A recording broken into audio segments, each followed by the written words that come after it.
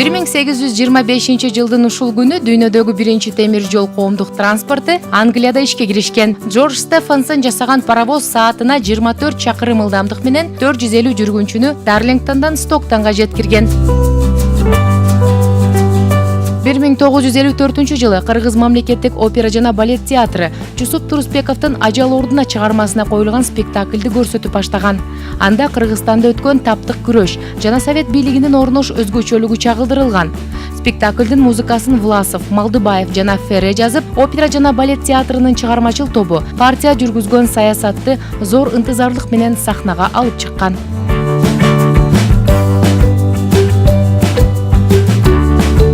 Америкалык астроном, метеоролог Бенджамин Гулт 1824 жылдын ушул күнү АКШнын Бостон шаарында туулган. Өзүнүн изилдөөсүнө таянып, бир нече илимий эмгектерди жараткан.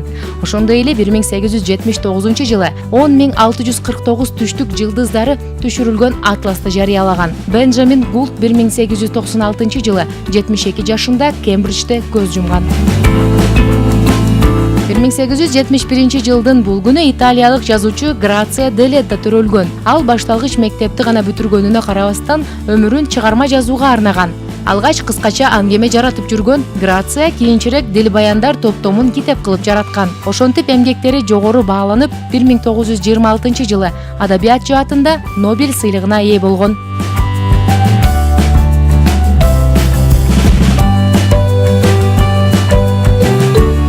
Голландиялык футболчу, машыктыруучу Дик Адвокат 1947 жылы 27 сентябрда жарык дүйнөгө келген. Дик Адвокат Нидерланды, Бириккен Араб Эмираттарынын, Түштүк Корея, Бельгия, Орусия өлкөлөрүнүн курама командаларын жана Зенит, Рейнджерс клубтарынын машыктыруучусу болгон.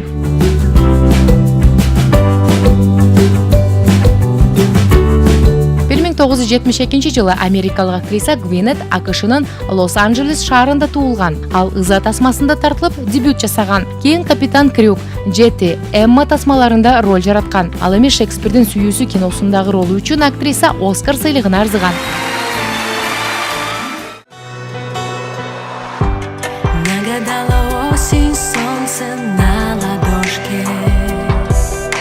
Украиналык ырчы, Украинанын эл артисти Ани Лорак 1978 жылдын ушул күнү Украинанын Черновицк облусунда жарык дүйнөгө келген. Ырчынын толук аты жөнү Каролина Мирославовна Куек. Ырчы 1992 жылы кичи мекенинде өткөн сынакка катышып, биринчиликти алган. 14 жаштагы Каролина ошол жерден Юрий Фалёсый аттуу продюсер менен таанышып, бирге иштешүүгө келишим түзгөн. Ырчы 95 жылы Орусиядагы Таңкы жылдыз аттуу популярдуу телеберүүгө катышмак болот. Ага Каролина менен бирге Орусиянын башка Каролина аттуу ырчысы чыкмак болот. Ошондо атын өзгөртүш керек болуп, тез аранын ичинде Ани Лорак деп лакап ат ойлоп табат. Ал Каролинанын тескерисинен окулушу.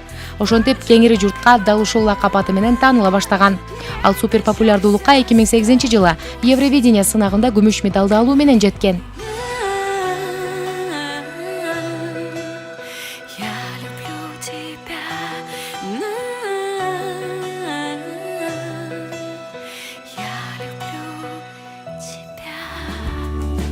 Бир 1995 жылы дүйнө жүзүндөгү эң узун кыз Элисанис Силва Бразилияда төрөлгөн. Анын бою 206 сантиметрди түзөт. Бирок адистердин айтымында анын бою жыл сайын өсүп турат. Мектепке барыш үчүн автобуска батпай калган кордуктарга чыдабай окууну таштап койгон.